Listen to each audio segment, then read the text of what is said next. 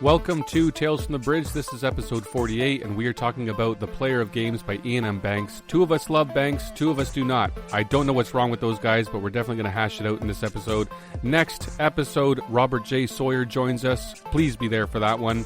Let's start things off with some science fiction, science fact, and be sure to stick around for some trivia at the end.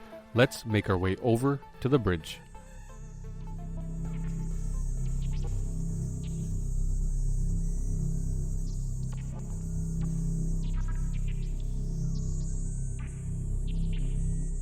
Couple interesting things that I've come across over the last little bit.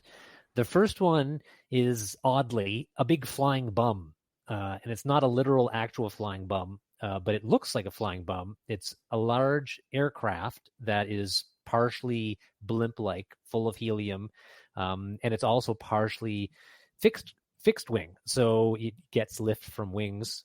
And it's made by a company in England, and I'm sure people have heard about this before. It's called the Airlander 10, and I'd heard about this in the past, and I understood that if you look at it from the back, it looks like a big flying bum. And I thought, you know what, this is just science fiction. They're just throwing good money after bad.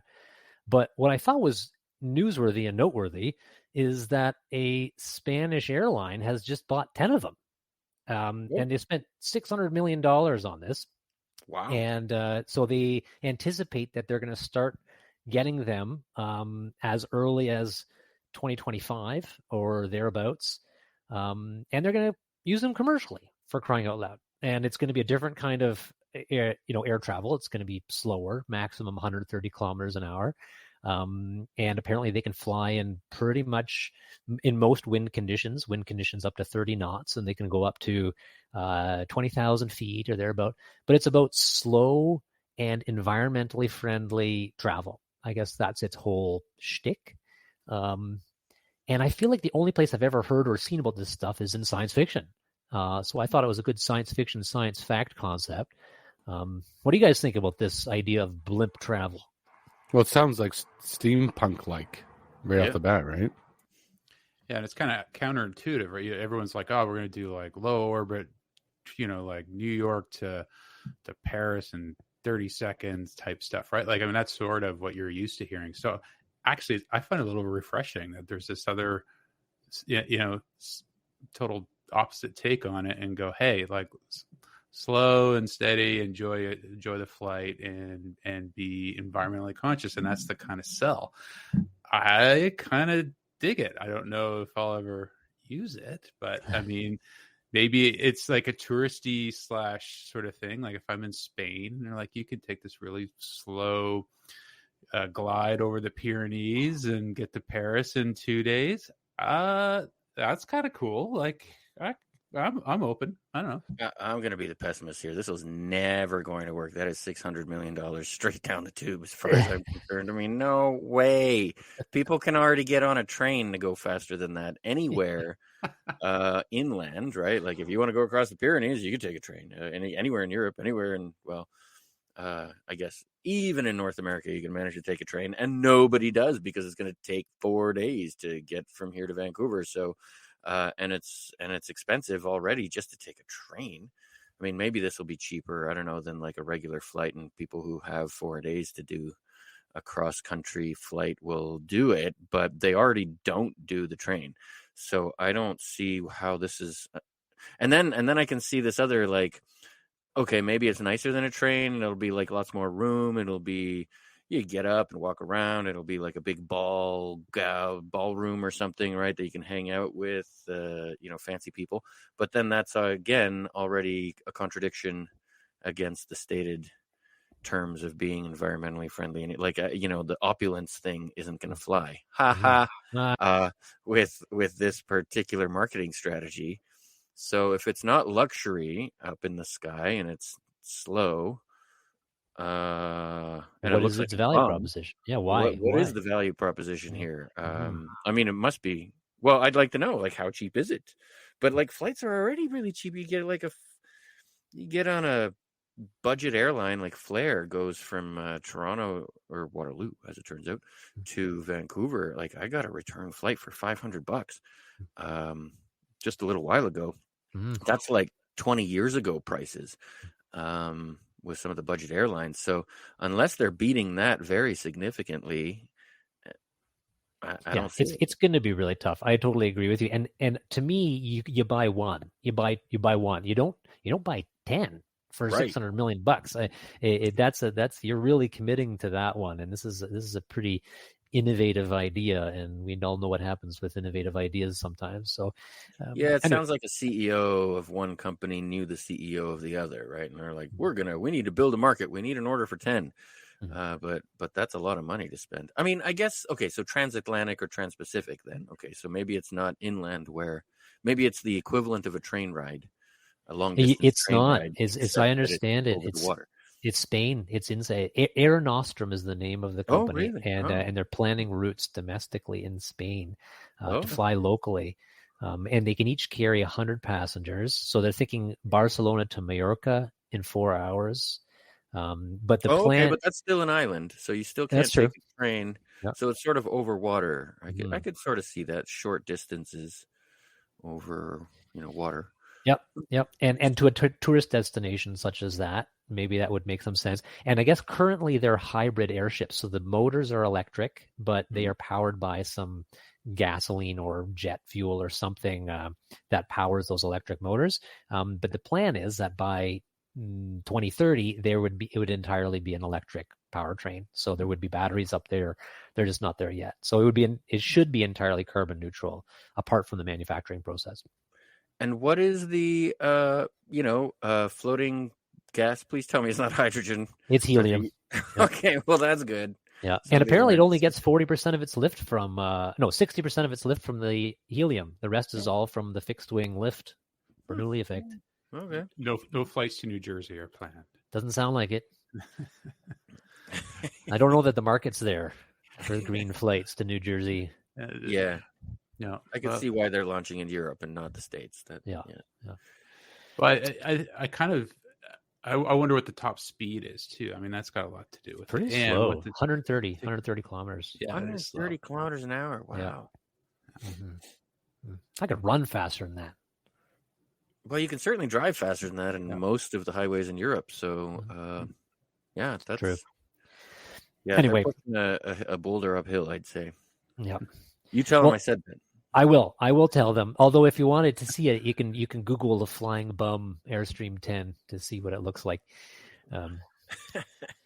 Anyway, that's that. So it's I wanted to also bring up, we've talked about this before, the James Webb Space Telescope. And this replacement to Hubble Space Telescope. It gives us a better view out into deep space, and it's not super exciting to people who aren't really into that. I think it's pretty darn exciting, quite honestly. And I think a lot of people do. But what was noteworthy is they've released some of the first images. And the images they've stitched together a whole bunch of images that they've been taking. And they're totally phenomenal because this thing can see in non-visible light spectrums, infrared.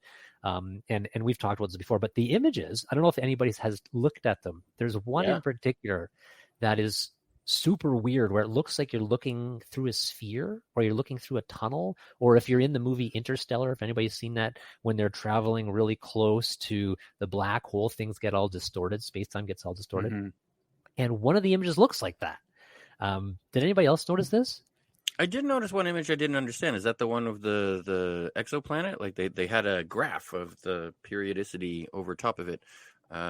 I thought, and it kind of looked like a planet to me, and I was surprised that they were.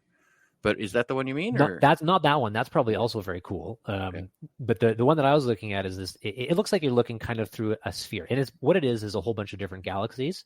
And I thought to myself, why the heck do these things look distorted, like you're looking through a tunnel or a sphere?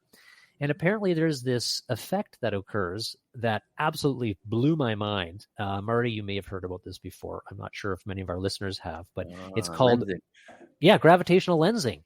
Right. Oh my God. How cool is the fact that something super dense that's in front of an object you're looking at distorts friggin' space-time so that it makes it look like it's bigger. It makes it look closer. So apparently they're able to see things that are 13 billion light years farther away because of gravitational lensing. So things are that much closer.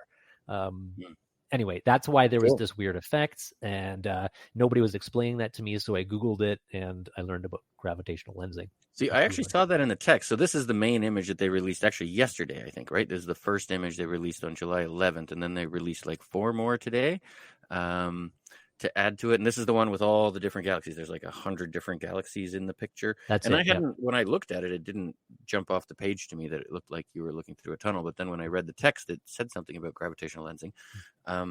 So yeah, it turns out, I mean, this was the first and main proof of Einstein's theory of general relativity.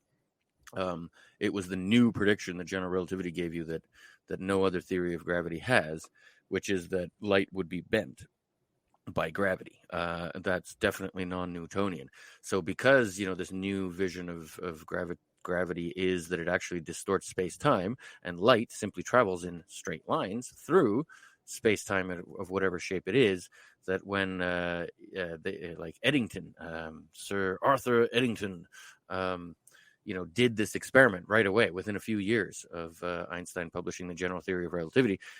If you have a very large, massive object pass in front of like a star, then you will see the light from that star get distorted and lensed. Like basically the gravity acts like, the gravitational object acts like a lens to sort of focus the light towards you. So you basically see the star behind it get brighter because it's like it's getting lensed towards you as the mass passes through, and then get dimmer again.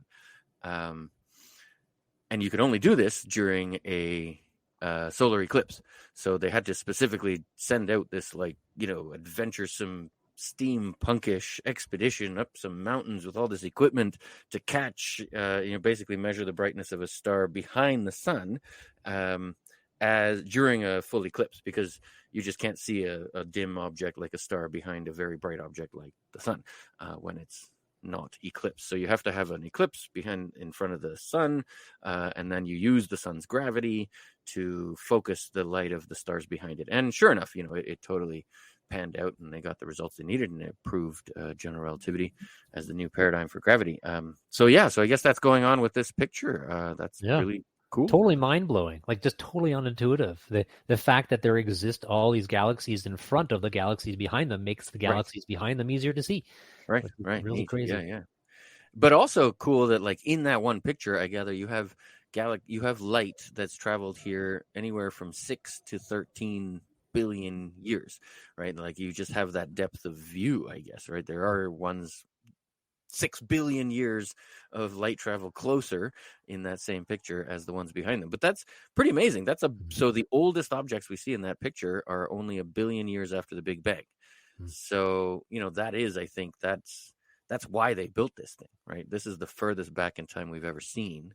And people were really curious if like really, really, really old galaxies, the first galaxies to form, presumably, are different than later galaxies.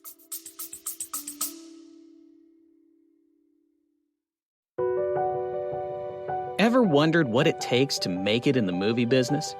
Peel back the curtain with 4-6 Success Filmmaking.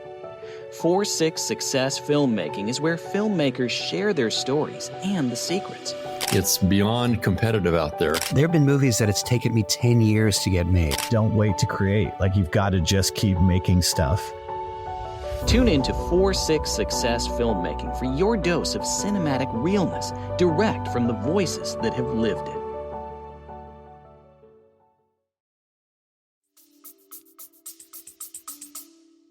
Yep. And they say that they're going to be able to see much farther back in time in the coming weeks and months and years. Oh, cool. Wow. Yeah. This has only just begun.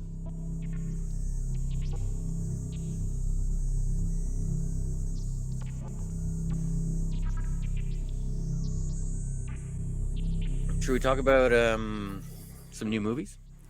Or what we're watching? What have you guys seen that was good? Well, I've only seen 2 in the last little bit, and that was Top Gun and The Doctor Strange 2. Those are the only 2 I've seen. Okay.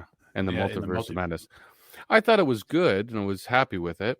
I watched it in probably 3 different sittings. I didn't sit down to watch the whole thing. It was kind of during the day when I had a moment here and there in between doing stuff.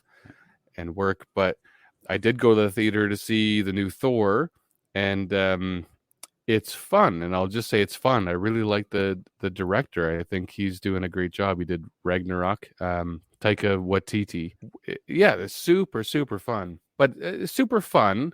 However, I am feeling franchise fatigue, as Marty put it, because even though by the end I'm with it, I like the story, we're there, I'm getting a little bit maybe fatigued by the simple fact that every climactic scene in any Marvel movie is lots of kicking and punching. Sure, I get it. They all have really strong powers where their bodies are really strong, so their punches are super powerful and they can make you like go flying when they hit you with a weapon or their fists or their foot. But it's kicking and punching every time, and nothing is new about the way they're filming this. Like, there's no new angles, there's no new technology, there's nothing new that's going, oh my god, the kicking and punching is cool now. It's still just kicking and punching. The only thing I can think of, and sorry to refer back to the Matrix, but the end sequence, the climactic scene, is all kicking and punching between Neo and Smith. That was new. I mean, you could still watch that now and go, oh, they just kicked and punched each other a whole bunch, and it was actually looked pretty good. But these, I don't know, just with Thor, it's still just kicking and punching, and I'm a little bit like, okay, so is that really it? That's where we're at now. We're either kicking or punching each other, or we can move things with our mind and hit each other with the things we're moving with our mind. And I'm getting a little bit like, okay, I don't know. But at the same time, I know I'm being a grumpy grouch there, because where else do we go in an action movie? Well, the How answer to else do you that, top that? I think I'm the with you answer on to that. that is Doctor Strange too. I mean, there were so many different ways of fighting in that one. It wasn't all just kicking and punching, right? That one had and it was. I don't know. I was on the side of really liking that one because I again, it was again. I don't see a ton of movies in theater, and so when I did see it, it was just one creative vision after another. These different what is Multiverse of Madness is an apt name because it's jumping from universe to universe.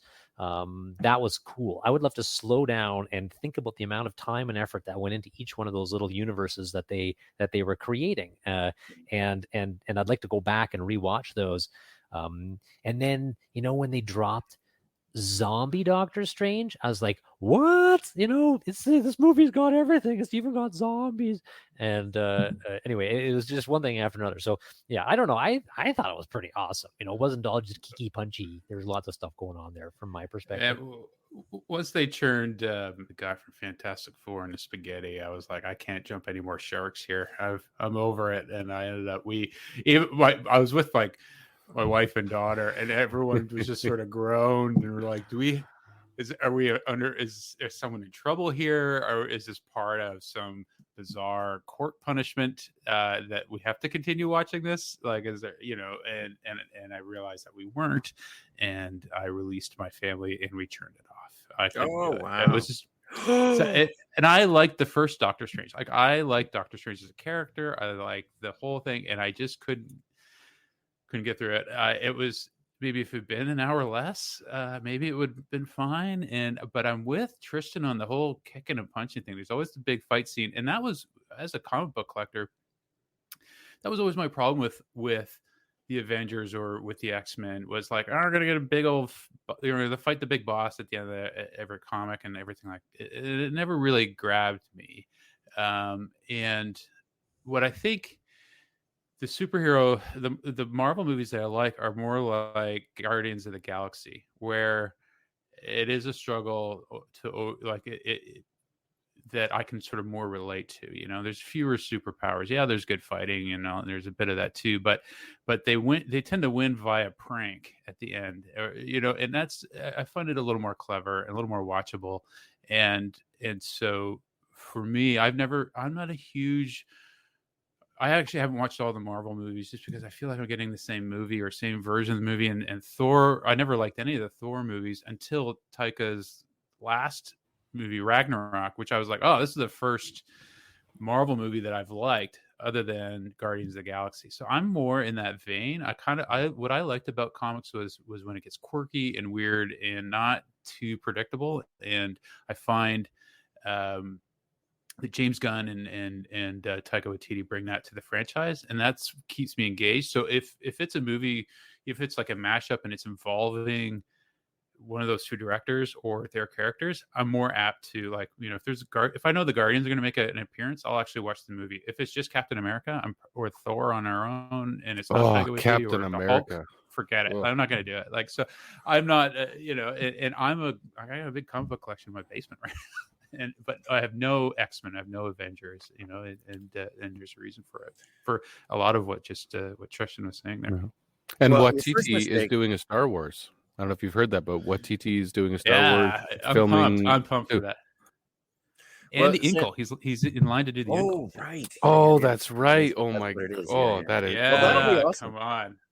But listen, Sam, your mistake was trying to watch the new Doctor Strange at home. Like, that is a movie that's all about the effects, and you should have been at the theater, and you should have been strapped to your chair and not allowed to leave. maybe. Wearing your 3D Maybe if I had- glasses with, like, the Clockwork Orange things forcing your eyeballs open. No. If you could set that up, I'll go. Well, yeah, that'll be the next theatrical experience. No, well, okay, so I get what you guys are saying about Doctor Strange. I too was a little bit fatigued by all the kicking and punching and all the killing off of alternate universe superheroes. Like, there was this whole long sequence there where they had to kill off Reed Richards and kill off all the, they just killed everybody. From the alternate universe of superheroes, as if that in itself is like, I get it. Like, there was a time when we'd be like, no, you can't kill Reed Richards, but now we're in this whole multiverse thing where, like, just everybody dies all the time, and it's not as interesting or impressive as it used to be. And a comic book collector, right? Like, the comic book where Superman dies or Spider-Man dies, or, like, they kill the main character. That was a big deal. That was like a literary event in our childhoods. So I get that they're trying to kind of recapture that and recreate that. But I think they've gone a little too far into the whole multiverse thing, and that was a little boring. But what I liked about it was that it was a tongue-in-cheek spoof of every horror movie you've ever seen, right? They just took all the tropes from a horror movie, the zombies, the everything, the doors closing, the soundtrack. Like, it was just a bunch of horror tropes that they put into this superhero movie, right?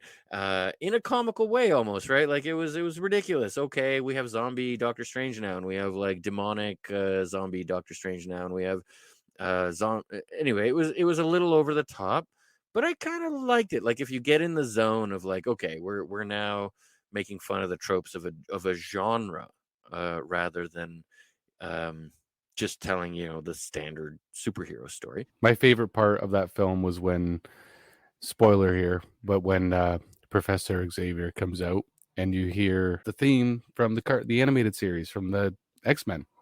Remember the Dude, you outgeek us. Oh no! good. Oh, Yeah, you guys are well too. done. Anything to You do guys are with too music. old. You guys are too old get for the this. trophy, man. You get the trophy.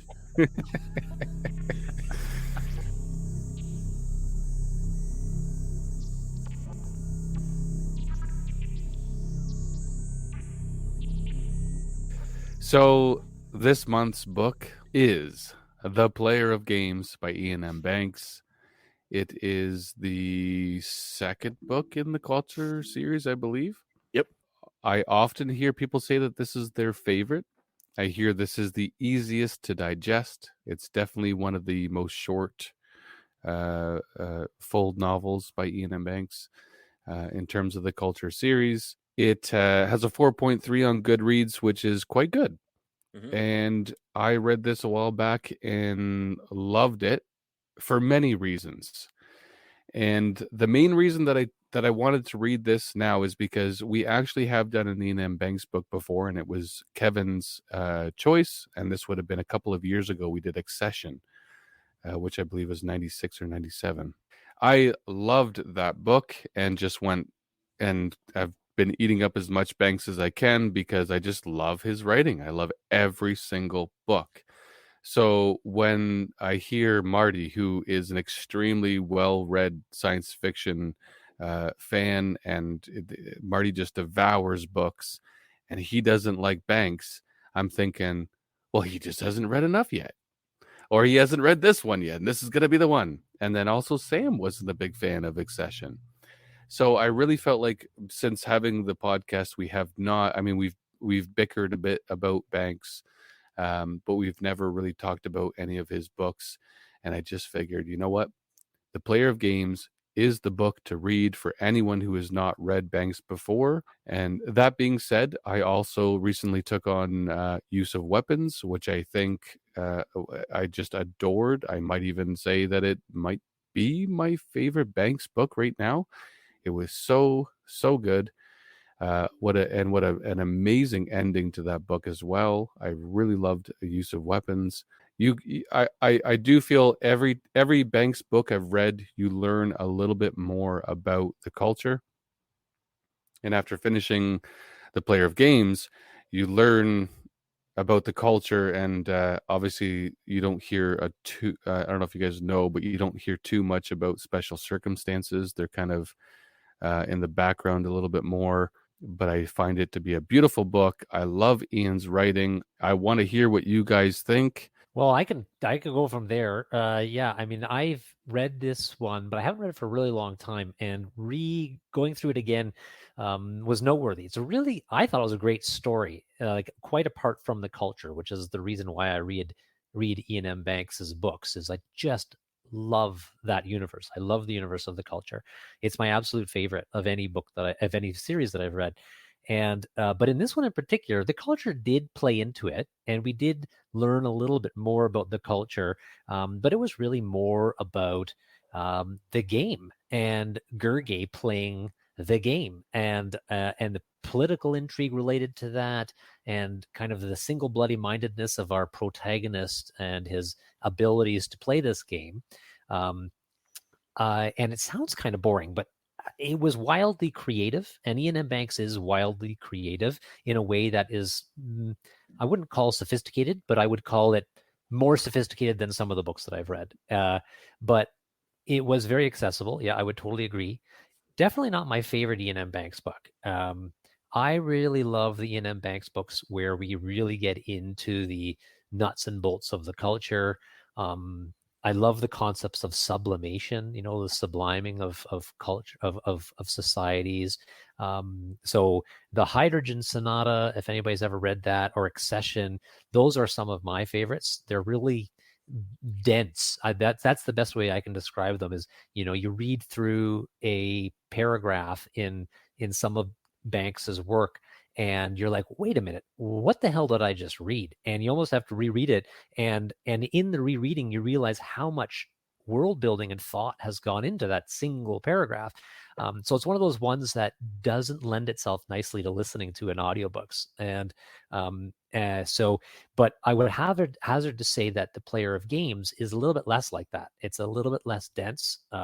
The characters, while not super duper likable and accessible, are fine. They're pretty good. They're one is there's weird drones. There's our character, I think, is human, although the version of human in the culture is pretty far into the future. I believe it's 10,000 years into the future or thereabouts since the beginning of the culture. So this is a long time down the road. And there's great climaxes. There's good action in this one. Yeah. So again, this was a great science fiction book. Not my favorite Iain M. Banks book, because I'm looking for a little more culture. Give me more culture. That's my take. Yeah, I have not read the Hydrogen Sonata, and I'm going for that one next, Kevin, because you've said that, and I believe I have a copy of that. So. What's actually just occurred to me, something else that's worth mentioning here, is the culture delicately tries to sway other societies, right? Like it comes in and through special circumstances and contact section tries to change societies for what they believe to be the better, right? Removing violent tendencies or stopping them from taking over other planets, etc. Which if you think about the 1990s, that was a lot like the UN and peacekeeping, right? We don't talk about peacekeeping anymore, but that's very culture-y, though. So that's very much a product of the time of when a lot of these books were written in the 90s, and even into the early 2000s to a certain extent. So that's where Iain M. Banks is coming from with this as well, is how do we, the benevolent and obviously correct culture, because we're technologically advanced and we have no resource scarcity, how can we help you improve yourself even though you don't know that you should be improved? It's very paternalistic. So at least that's what we would say today. But back in the 90s, it wasn't so far, it wasn't such a stretch. Well, maybe I'll jump in here, but yeah. So what okay. So I don't like Iain M. Banks. I appreciate he is actually, science fiction literature, which is what I actually seek out. He is literary class, literary quality writing, but for my taste, bland. Okay, I find his writing style ultimately bland. It's like reading Douglas Adams, where nothing's actually quite funny. It's only just barely amusing. Like I disagree with that too, man. I know. Well, Douglas Adams makes me laugh out loud. Okay. So the reason I agree. Player of Games, by far the best Iain M. Banks book I've ever read. I did even enjoy it moderately, like even an 8 out of 10. Certainly, I liked it better than Accession, and a lot more than Consider Phlebas, which is the first culture book, and way more than The Algebraist, which is not a culture novel and is entirely forgettable for the 800 pages I spent reading it. But this book, I get, if I had read this book first, I would probably generally like Iain M. Banks. It wouldn't have turned me off. I think, and I've read a lot of reviews, and now I understand my reaction. It is a much simpler Iain M. Banks book than all of his others. So Accession is complex, and a lot of his books are just more complex, right? He's got multiple plots and lots going on, and I'm not smart enough to follow all of it. But this one, I was smart enough to follow it. It was a fairly straightforward plot. I knew what was going on.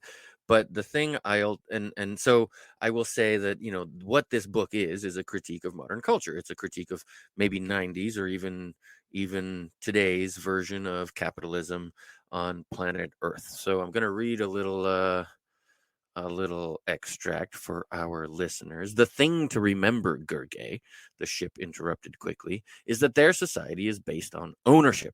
Everything that you see and touch, everything you come in contact with will belong to somebody or to an institution.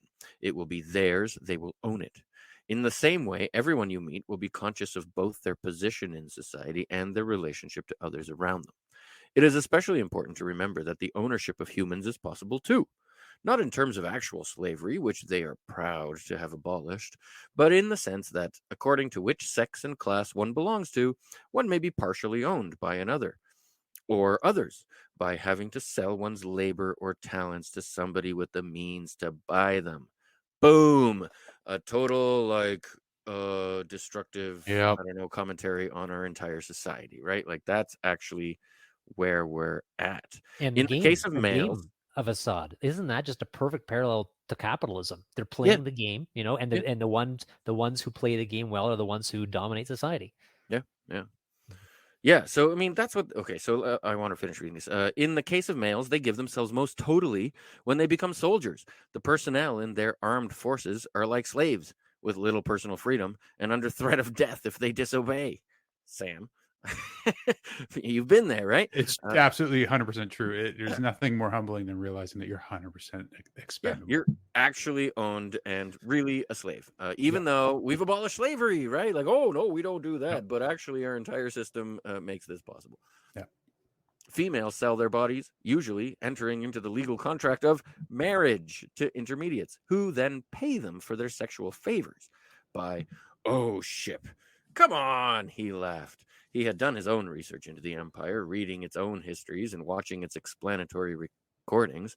The ship's view of the empire's customs and institutions sounded biased and unfair and terribly culture prim. So, for me, that sums up the whole book and what I liked about it. It is an excellent critique of the society we live in and we take for granted, we think is normal. right? And it's not. He sort of highlights the fact that it's incredibly violent. It is actually based on slavery.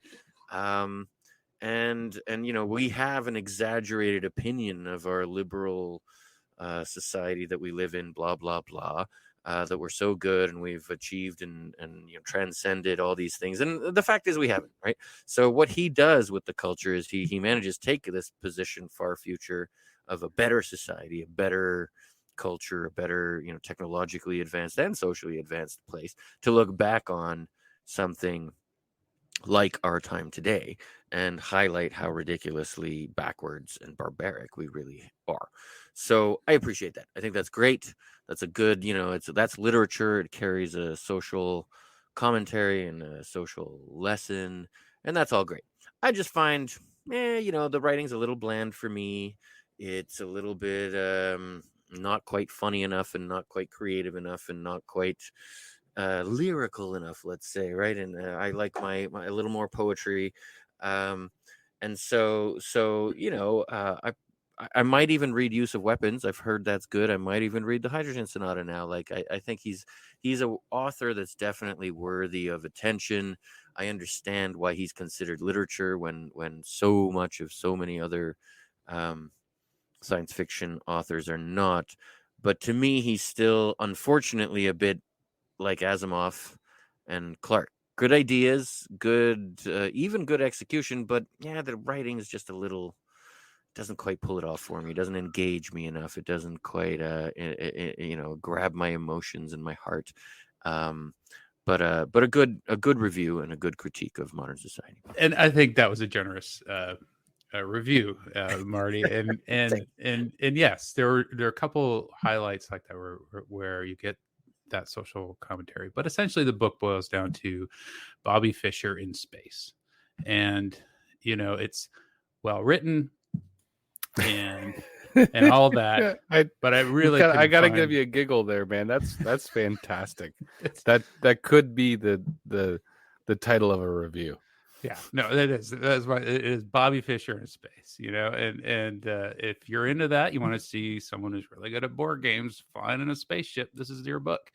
And so for me, the problem is that in between the sort of interesting plot points, it just feels like filler. There's world building, but it's heartless, and it's bland and without any real creativity, and the narrative reads as dryly as the protagonist's inner monologue, who doesn't want to be there in the first place. So why should I, as the reader? And it didn't take long for me to go, yeah, this is a well-written, boring book. and I don't have a reason to stay either. And so I actually didn't even finish the book. So it's bad form to not finish a book and then give a review on it. But here I am. So, you can write a letter. We have a link for you to write your complaints to. And this is my second Iain M. Banks punishment. And I hold it against this group that I've had to do this again. But I think there's so much really interesting sci-fi happening right now. I think there's a golden age of sci-fi happening right now. So it's hard for me to experience that and then come back to something like this. And I think you have to be in the right place, right frame of mind, and maybe have a little more patience than me and have probably a little more depth and intellect than me. And I totally give that up. But yeah, it was okay. But in a genre where I don't know that okay cuts it anymore. I think Nice. I think it's we're really into some interesting areas in space and technology and with this genre, and I didn't feel the need to continue, so I dropped it and I picked up the new Adrian Tchaikovsky book. So that's where I'm at. Yeah. And it's not as good as the first one, but it's still super awesome. So that was that's how my month has gone. I read that one too. It was good as well. Yeah. Nice. And that is The Eyes of the Void. Yes. Yeah. Nice. I got to get that one. Like, it's interesting to see the divide in who likes Bank and who doesn't in our group. It's the Star Trek versus Star Wars guys. And Star Trek is about techno escapism. It's about that utopian future where we don't need to worry. We got big guns. We got replicators that can create whatever food we want. You know, we don't need to worry about too much. And there's a real sense of safety in watching a story like that or reading a story like that, because you know you've got this technological superiority that is just so awesome. And you know, for me, I love that. I think that is a really cool thing. There exists other problems, but underlying that exists this technological superiority. And I know that's why a lot of people really like the culture. That's why I like it personally. And like I said, the idea of some of the concepts like sublimation, which I don't think it's mentioned in this book. It's transcendence. It's like Buddhism. It's like nirvana. It's religious concepts. It's super neat. I think anyway.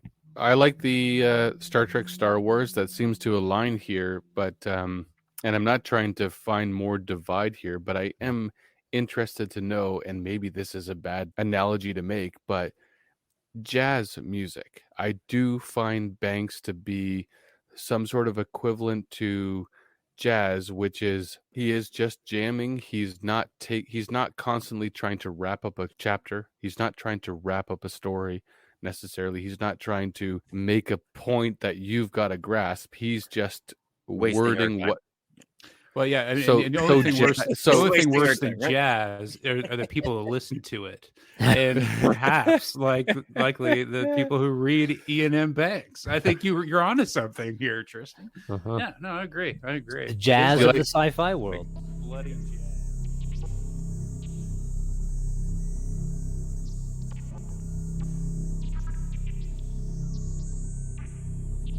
Now, I was going to make you guys read 1984. So we'll save that for the winter, maybe. And instead, I'm going to pull out a bit of a beach read, a bit of, now I haven't finished it, so I don't know how great it is. And it's by our great Canadian astronaut, Chris Hadfield, has written The Apollo Murders, his first science fiction book. It's pretty new. It's by an astronaut who's been to space, and it's totally conspiracy theory, that the space race went on behind our backs and we didn't know what happened. But Russia kept going to the moon, and so did the States, and all sorts of things happened there that we've never heard of. And so basically it seems a lot actually like we've discussed this before, this TV show For All Mankind, right? It's a sort of alternate history of the space race. So I think that's a lot what's going on in this book. This looks great. It's got an almost 4 rating on Goodreads too, which is pretty good. You That's know, with pretty a lot good of for, ratings, over 8,000 ratings. Yeah. I'm into it. I'm looking forward to it. Yeah. There you I go. can't believe you just did this, Marty. Wow. Yeah, it's out of character. I Is dig it? Oh, how is it out of character? I mean, okay. Well, I spent a long time trying to figure out what to do here. I would have gone for I was expecting something a little more mystical. This is quite mainstream. It's true. Yeah, And I will say, you know me very well, and you're totally right. And if I'd found a worthy mystical novel to assign, I would have, but I didn't. And I was looking really hard for a long time. So we're going with the straight up mundane, space race alternate history. No, this will be really good. I'm looking forward to reading it. However, you guys just bashed the shit out of Iain M. Banks, and I don't know what you think's going to happen, but there is not going to be any mercy on Hadfield here because Oh, I the thought guy, you were going to the threaten guy to plays David assign- Bowie songs in space. I mean, that's way too easy. And he's got a kick-ass mustache. He's got a mustache.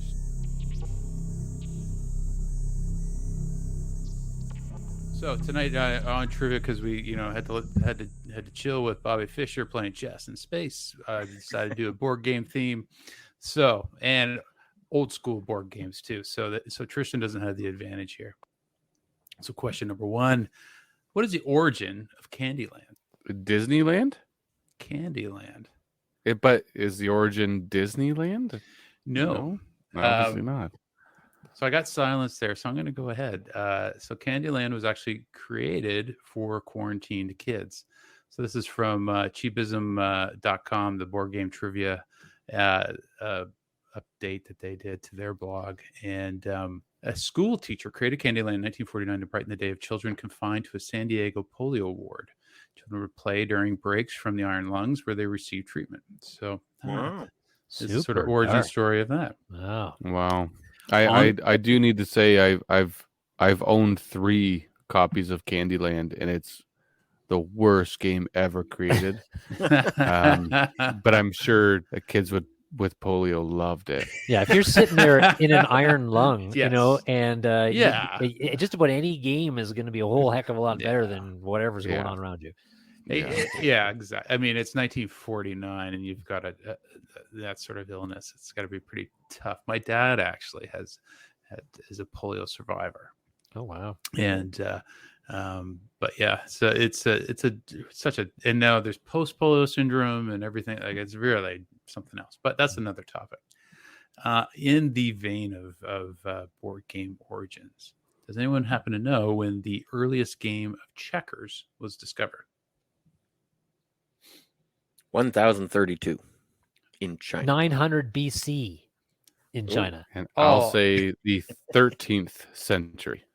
All excellent guesses and all completely incorrect. Fans of checkers can claim to play the game that was enjoyed by ancient civilizations. A version of checkers dating back to 3000 BC was uncovered during a dig in the Sumerian city-state of Ur, now located in modern Iraq. Other versions have been traced to ancient Egyptians. Checkers continues to evolve and reach closer to its present-day form in medieval France. Okay, so there is actually only one answer here, and I've got it. What is the best version of Monopoly?